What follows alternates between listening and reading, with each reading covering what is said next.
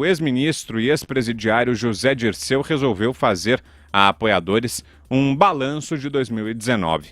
Segundo o petista, foi um ano de vitória. Lula livre, nós passamos, acredito eu, pelo pior. Em 2019, Dirceu, chefe do Mensalão, foi preso pela Lava Jato e solto graças ao STF.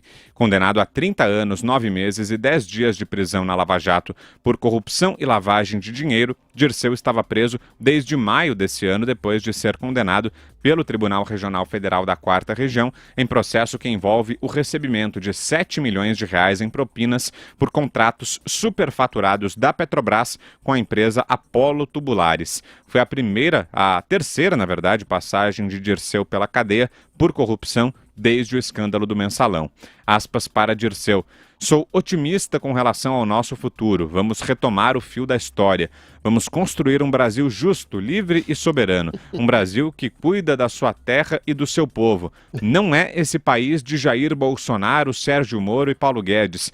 É o Brasil de Lula, o Brasil daqueles que tombaram lutando pela liberdade e pela democracia, mas também pelo socialismo.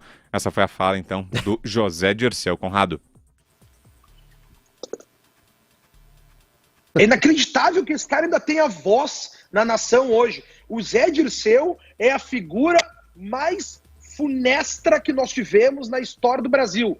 Teve Getúlio Vargas também lá, que era um, né, desse, não vou falar mais. Mas na história moderna, esse cara foi que fundou todo o pensamento socialista, esse cara que tinha guerrilha armada, esse cara que foi estudar em Cuba para treinar o pessoal aqui, esse cara o que pegou o Lula, que era um cara que falava muito bem em cima do palanque, lá dentro do sindicato dos metalúrgicos, e trouxe essa força do Lula, o carisma do Lula, para ser o fantoche à frente de todo esse pensamento. Como é que alguém em 2019 fala em socialismo no mundo? Nem lá na Cortina de Ferro alguém fala disso. Ninguém mais quer saber dessa história. Nem o Brasil quer saber. Se nós lembrarmos, desculpa aqui que eu me emociono, cara, tentar falar um pouco mais calmo. Eu fico bravo, cara, eu fico bravo.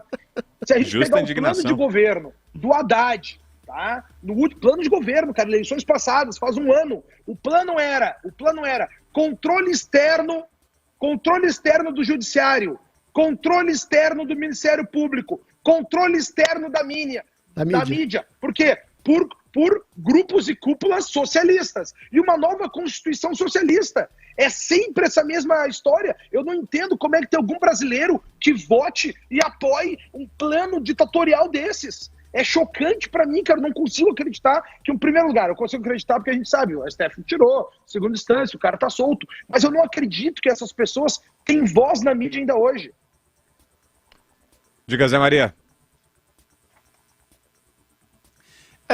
O Zé Dirceu, realmente você tem razão, foi o grande mentor ali da estratégia inicial do governo Lula, chamado de primeiro-ministro, né? E ele andava aqui na esplanada dos ministérios com ar de quem chamava ministros para dar sabão no Palácio do Planalto, né? E dava mesmo, falava em nome do governo. E numa certa feita ele chamou o então presidente Lula e disse, olha, é o seguinte, nós vamos perder tudo no Congresso Nacional, isso é a ideia dele. Vamos perder tudo no Congresso Nacional e talvez o Congresso aprove um impeachment. Mas tem uma saída, nós temos que chafurdar, na lama. Nós temos que dominar o Congresso Nacional. Essa foi a segunda saída, né? E aí mergulhou, foi o país inteiro no maior sistema de corrupção.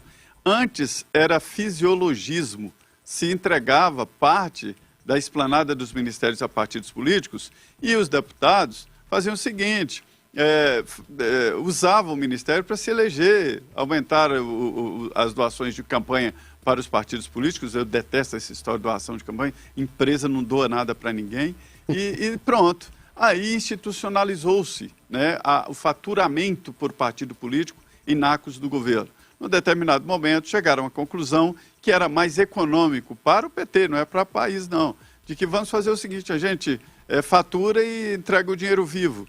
Criou-se um mensalão. O mensalão era isso. Entregava dinheiro vivo, nada de negócio de ministério, secretaria. Mandar o dinheiro que eles ficam quietos. E ficavam mesmo. E votavam segundo queria o então presidente da República. Agora, isso é governar? Não é. Isso é tomar o país de assalto. O que eu mais fico indignado com isso, e você tem razão, Conrado, conversando recentemente com o ex-ministro do PT, o ex-ministro da Educação, né, ex-apoiador de Lula, Cristóvão Buarque, e ele escreveu um livro que é mais ou menos o que a esquerda errou, né, e lançou esse livro na internet, já está na internet, em que ele resume, e eu tomo lá as palavras dele.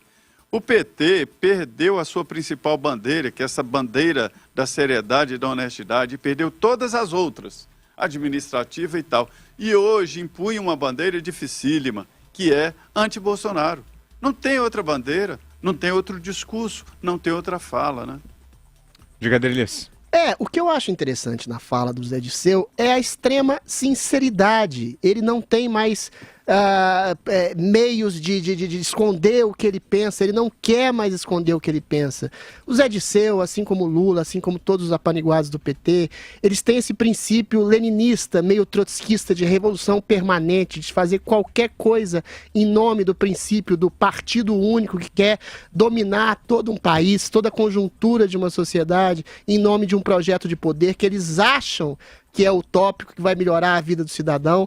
Eles não estão nem aí para democracia representativa, eles estão nem aí para qualquer tipo de princípio democrático, eles acham exatamente uma corrupção burguesa, eventualmente. O Zé Dirceu segue à risca o princípio do Lenin, é mentir, chamar os outros daquilo que você é, exatamente deturpar toda a realidade em nome de um processo revolucionário para implantar essa excrescência, para essa peça de museu, o conceito de socialismo, que não deu certo em nenhum lugar do mundo. O problema do socialismo que o Zé Dirceu predica aqui, e que tantas universidades, tantos professores, tantos intelectuais, tantos profissionais da mídia predicam, é exatamente o princípio de autoritarismo que foi arraigado em todos os países e que foi implementado. Meu Deus, a gente tem que lembrar essas pessoas, são 20 milhões de mortos pelo genocida Joseph Stalin. O leste europeu foi um desastre, em todos os lugares foi um desastre absoluto.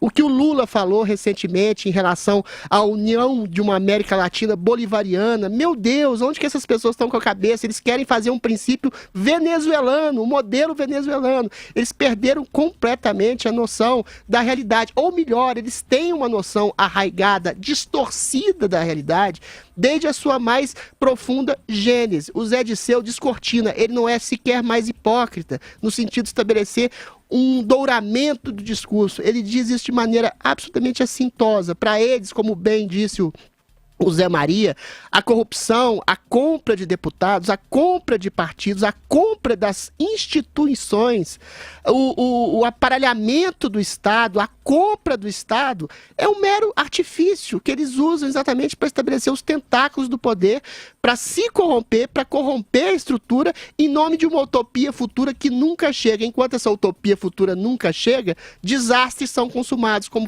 aconteceu em toda a história do socialismo. É essa a história do futuro que o PT, que Zé Dirceu, que Lula tem a oferecer. Isso é assustador por si. Mais assustador é que enorme fatia da sociedade, enorme, a maioria da fatia das universidades, que são os centros de excelência do país, a gente tem que perceber o seguinte, gente. O Estado maior de um povo não é o governo central. Quem domina as consciências desde a sua base são as universidades e a mídia. E quando a mídia e as universidades estão impregnadas deste tipo de discurso, ainda que escamoteado, que é o discurso do Zé Dirceu, a gente tem um problema grave de um intelectual orgânico que atua subliminarmente ocupando os postos, como o Antônio Gramsci bem dizia, ocupando os postos culturais, de uma mentalidade. Esse tipo de mentalidade foi, graças a Deus, quebrada por um sintoma chamado Jair Bolsonaro. O Jair Bolsonaro é um homem que tem defeitos? É, alguns graves até, mas eventualmente, pelo menos é um princípio de um sintoma que nos leva à liberdade, a um governo liberal, a um governo que dialoga diretamente com os anseios de um público, e não é um governo que quer tutelar o povo à imagem e semelhança de um projeto ideopata de poder. Conrado chamou, rapidinho, Conrado. É uma coisa que o Adriles falou muito bem aí no final, que ele não é nem leninista, né? Ele é stalinista. É. Se o Zé Dirceu pudesse, ele matava os seus inimigos. Ele apagaria...